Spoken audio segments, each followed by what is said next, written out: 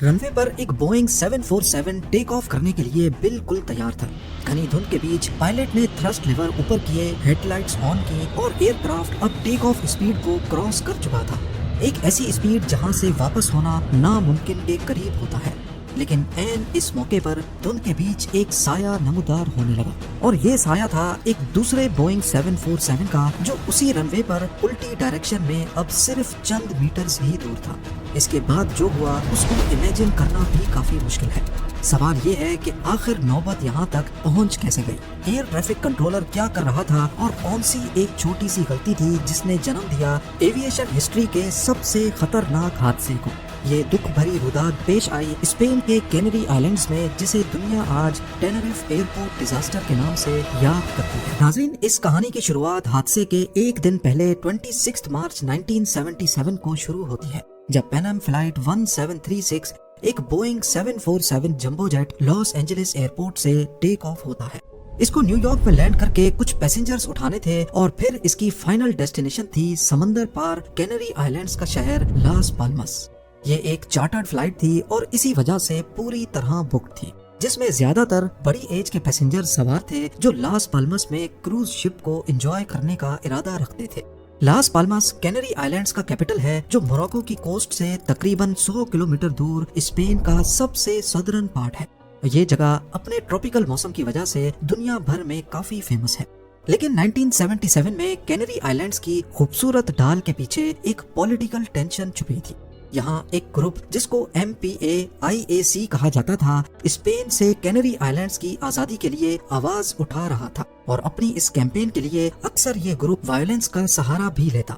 और इसी तरह के ही एक वायलेंट इवेंट से इस खतरनाक हादसे की शुरुआत होती है।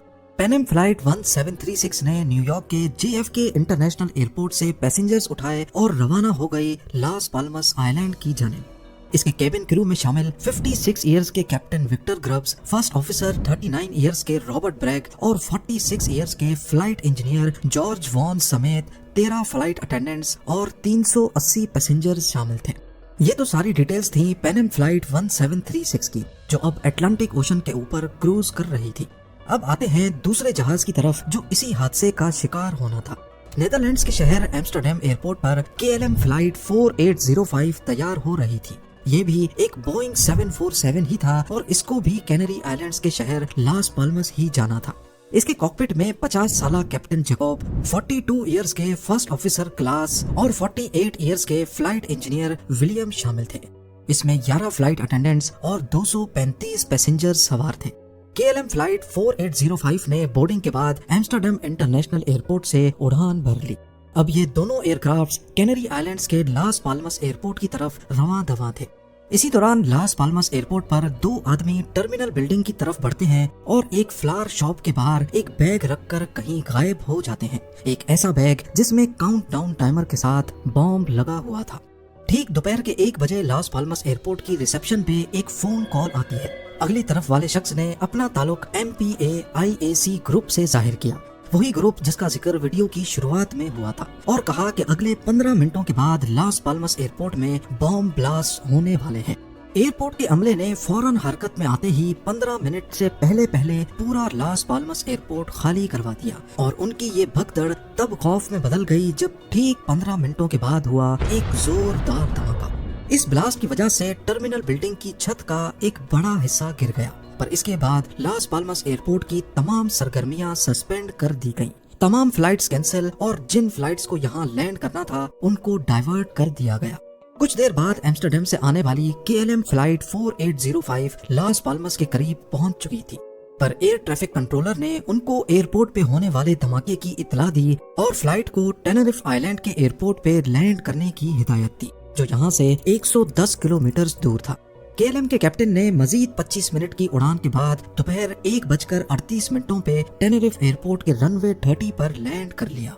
ठीक उसी वक्त न्यूयॉर्क से आने वाली पैन एम फ्लाइट 1736 भी लास पाल्मस के करीब पहुंच चुकी थी और उसको भी टेनरिफ एयरपोर्ट पे डाइवर्ट कर दिया गया। इस वक्त तकरीबन तमाम फ्लाइट्स को ही टेनरिफ एयरपोर्ट पर डाइवर्ट किया जा रहा था, क्योंकि यही सबसे करीबी एयरपोर्ट था। अब देखते ही देखते टेनरिफ एयरपोर्ट पर रश बढ़ रहा था।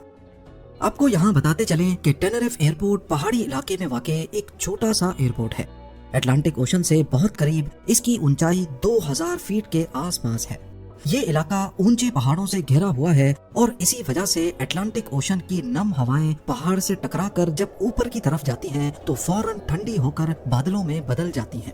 और ये सब यहाँ अचानक होना बहुत ही नॉर्मल है।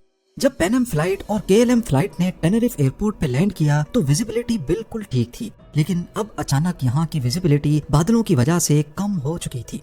जब बादल रनवे पर होते तो विजिबिलिटी 300 मीटर तक कम हो जाती और दूसरे ही लम्हे 2 किलोमीटर दूर तक सब कुछ क्लियर नजर आने लगता। अब यहाँ एयरपोर्ट पर इनको कितनी देर रहना था ये फिलहाल कंफर्म नहीं था। पैसेंजर्स को उतार दिया गया ताकि वो लंबी फ्लाइट के बाद थोड़ा फ्रेश हो सके। इतनी देर KLM फ्लाइट 4805 जिसको वापस एम्स्टर्डम जाना था, उन्होंने अपना फ्यूल टैंक यहीं पर रिफिल करवाने का सोचा ताकि लास पाल्मस एयरपोर्ट वापस खुले तो वहाँ पर रिफ्यूलिंग में टाइम जाया ना हो। अभी उन्होंने रिफ्यूलिंग शुरू ही की थी कि लास पाल्मस के खुलने की खबर आ गई। दोनों फ्लाइट्स ने पैसेंजर्स दोबारा ऑन बोर्ड किए, लेकिन KLM की रिफ्यूलिंग की वजह से टैक्सी वे ब्लॉक्ड था। टेनेरिफ एयरपोर्ट एक छोटा एयरपोर्ट है जहां सिर्फ एक रनवे, एक टैक्सीवे और एक एप्रन है जहां टर्मिनल बना हुआ है, जो आप इस एनिमेशन में देख सकते हैं। यहाँ पर इतना ज्यादा रश होना काफी एबनॉर्मल था, और वो भी बोइंग के जंबो जेट्स का रश। KLM फ्लाइट 4805 की रिफ्यूलिंग की वजह से पैन एम एयर टर्मिनल से निकलकर रनवे पर नहीं जा सकती थी। तभी उनको कहा गया कि जब तक KLM की रिफ्यूलिंग पूरी नहीं हो जाती उन्हें टर्मिनल के पास ही वेट करना होगा। 4:45 पे KLM की रिफ्यूलिंग खत्म हो गई और कैप्टन ने टैक्सी वे से हटने की तैयारी शुरू कर दी। अब क्योंकि एप्रन दूसरे जहाजों से भरा हुआ था जो टैक्सी वे को भी ब्लॉक किए हुए थे, तभी टेक ऑफ के लिए रनवे के ईस्ट एंड तक जाने के लिए कंट्रोलर ने KLM के पायलट्स को, जो टैक्सी वे के बिल्कुल वेस्ट साइड पे पार्क था, इंस्ट्रक्शंस दी कि वो रनवे पर ही टैक्सी करते हुए एक्सट्रीम ईस्ट एंड पे जाकर 180 डिग्री टर्न लेकर टेक ऑफ की तैयारी करें। जब KLM 4805 ने टैक्सी करना शुरू किया तो कंट्रोलर ने पैन एम एयर को इंस्ट्रक्शंस दी कि वो रनवे पर ही KLM को फॉलो करें, लेकिन C3 एग्जिट से टैक्सी वे पर चढ़ जाएं, क्योंकि इसी रनवे पर KLM 4805 को टेक ऑफ करना था। विजिबिलिटी काफी कम थी और हर गुजरते मिनट मजीद खराब होती जा रही थी। KLM 4805 ने टैक्सी करते हुए पूरे रनवे को क्रॉस किया और ईस्टर्न एंड पर आकर 180 डिग्री का टर्न लेकर टेक ऑफ पोजीशन में आ गई। पैन एम एयर के पायलट्स ने भी रनवे पर टैक्सी करना शुरू किया, लेकिन धुंध की वजह से वो C1 और C2 एग्जिट्स को तो देख पाए, लेकिन C3 एग्जिट उनसे मिस हो गई। क्योंकि C3 एग्जिट वापस एप्रन की तरफ जा रही थी, शायद इसी वजह से वो C3 को देख ही नहीं पाए। दूसरा, टेनेरिफ एयरपोर्ट पर साइन मार्क्स की भी कमी थी। रनवे एग्जिट्स के लिए टार्मिक पर ही इशारे लगाए जाते हैं, लेकिन यहाँ पर ये साइन मार्क्स मिसिंग थे। जब पैन एम फ्लाइट 1736 C2 को क्रॉस कर रही थी, उसी वक्त KLM 4805 के कैप्टन ने कंट्रोल टावर से टेक ऑफ की परमिशन मांगी और यहीं से बैक टू बैक कंफ्यूजन्स का एक सिलसिला शुरू हो गया। कंट्रोल टावर से ये दोनों जहाज धुंध की वजह से नजर नहीं आ रहे थे और ना ही इस एयरपोर्ट पर रडार सिस्टम इंस्टॉल था। इस मौके पर कंट्रोल टावर ने KLM को बताना शुरू किया कि टेक ऑफ के बाद उनको कौन सा रूट लेना है, लेकिन इस मैसेज में कहीं भी उनको टेक ऑफ की परमिशन नहीं दी गई। पर KLM ने समझा कि शायद उनको टेक ऑफ की परमिशन मिल चुकी है और KLM के कैप्टन ने जवाब दिया "We are at take off". अब असल में उन्होंने "We are at take off" बोला या "We are taking off" बोला, ये अभी तक क्लियर नहीं है, लेकिन इसके जवाब में कंट्रोल टावर ने बोला "ओके", पर चंद सेकंड्स के गैप के बाद कंट्रोल टावर ने क्लियर कर दिया "stand by for take off, I will call you". ये एक बहुत अहम मैसेज था जिसमें क्लियर बताया गया था कि अभी टेक ऑफ नहीं करना। पर यह मैसेज KLM के कॉकपिट तक पहुंचा ही नहीं, क्योंकि एन इस वक्त रनवे पर ही C3 के करीब पैन एम फ्लाइट 1736 के पायलट जो ये सारी कन्वर्सेशन सुन रहे थे, उन्होंने भी एक मैसेज रिले किया कि "We are still down the runway", यानी कंट्रोल टावर का KLM को स्टैंड बाय रहने का मैसेज और पैन एम का मैसेज दोनों एक ही वक्त में रिले हुए, जिसकी वजह से KLM के कॉकपिट में सिर्फ एक डिस्टॉर्शन जैसी आवाज सुनाई दी। पैन एम फ्लाइट 1736 जो अब अनजाने में C3 को क्रॉस कर चुकी थी, उनको कंट्रोल टावर ने बोला कि जब आप रनवे को एग्जिट करें तो मुझे बता दें, जिसका पैन एम के पायलट्स ने ओके का जवाब दिया। पर इस वक्त तक KLM फ्लाइट 4805 के कैप्टन ने थ्रस्ट लिवर्स ऊपर कर दिए थे, ये समझते हुए कि कंट्रोल टावर की परमिशन मिल चुकी है। अब यहाँ पर KLM के फ्लाइट इंजीनियर ने कंट्रोल टावर का पैनम फ्लाइट को दिया गया मैसेज सुन लिया था और उन्होंने फौरन कैप्टन को बताया कि अभी तक वो रनवे पर ही है। लेकिन पता नहीं क्यों कैप्टन ने शायद शोर में कुछ और ही समझा और सिर्फ इतना बोला ओह यस और टेक ऑफ जारी ही रखा। धुंध की वजह से उनको सिर्फ 300 मीटर का एरिया दिख रहा था। इसी दौरान अचानक पैनम के पायलट्स को रनवे पर धुंध के बीच हेडलाइट्स जाहिर हुई। पहले तो उनको लगा कि शायद KLM फ्लाइट रुकी हुई है, लेकिन अगले ही लम्हे उन्हें अंदाजा हो गया कि ये तेजी से उनकी तरफ बढ़ रही है। उन्होंने फौरन जहाज को मोड़ने की कोशिश की, लेकिन अब बहुत देर हो चुकी थी। KLM का राइट इंजन पैनम के फर्स्ट क्लास पोर्शन को उड़ाता हुआ ले गया। लैंडिंग गियर भी टूट गया और जहाज 150 मीटर दूर रनवे पर जा गिरा और उसमें खौफनाक आग भड़क उठी। क्योंकि इसका फ्यूल टैंक पूरा फुल था तो आग की शिद्दत का अंदाजा आसानी से लगाया जा सकता है। इसमें मौजूद तमाम 248 पैसेंजर्स मौके पर ही हलाक हो गए। वहाँ पैनम फ्लाइट के पैसेंजर्स को तो ये सोचने का भी मौका नहीं मिला कि आखिर हुआ क्या है।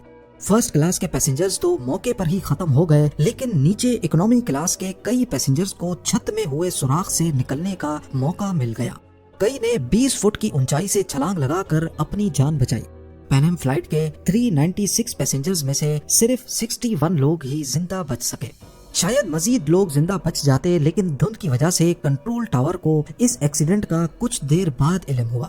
वो भी तब जब एप्रन पर खड़े दूसरे जहाज ने रनवे पर भड़कते हुए शोले देखे और कंट्रोल टावर को बताया। रेस्क्यू सर्विस की गाड़ियां भी धुंध की वजह से ज्यादा तेज नहीं चल पा रही थी। इस हादसे में टोटल 583 जानें पलक झपकते ही जाया हो गई। इन्वेस्टिगेशन में दोनों जहाजों के कॉकपिट वॉइस रिकॉर्डर का जायजा लिया गया और यहीं से ही सारी डिटेल्स पता चली जो आपने इस वीडियो में देखी है। इन्वेस्टिगेशन टीम ने ये रिजल्ट निकाला कि इस हादसे के पीछे चेन ऑफ इवेंट्स थे। पहले तो लास पाल्मस पर बॉम्ब ब्लास्ट, फिर KLM का टेनेरिफ एयरपोर्ट पर अपना फ्यूल टैंक फुल करवाकर टैक्सी वे को ब्लॉक करना। अगर वो ऐसा ना करते तो पैनम फ्लाइट 1736 पहले ही टेक ऑफ कर जाती।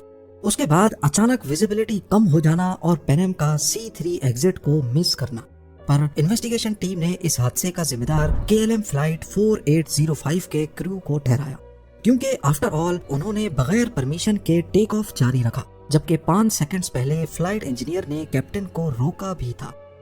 टेनेरिफ एयरपोर्ट डिजास्टर पूरी एविएशन इंडस्ट्री के लिए एक वेकअप कॉल साबित हुई। इस हादसे के बाद एविएशन इंडस्ट्री में बहुत बदलाव देखा गया।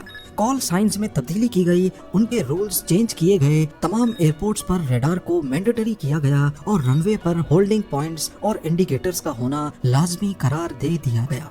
आज टेनेरिफ आइलैंड पर 2 एयरपोर्ट्स मौजूद हैं। जहां यह हादसा हुआ था वो नदर्न एयरपोर्ट है, जबकि साउथ में भी एक नया एयरपोर्ट बनाया गया है जिसकी ऊंचाई कम है और वहां बादलों और फॉग की वजह से विजिबिलिटी मुतासिर नहीं होती।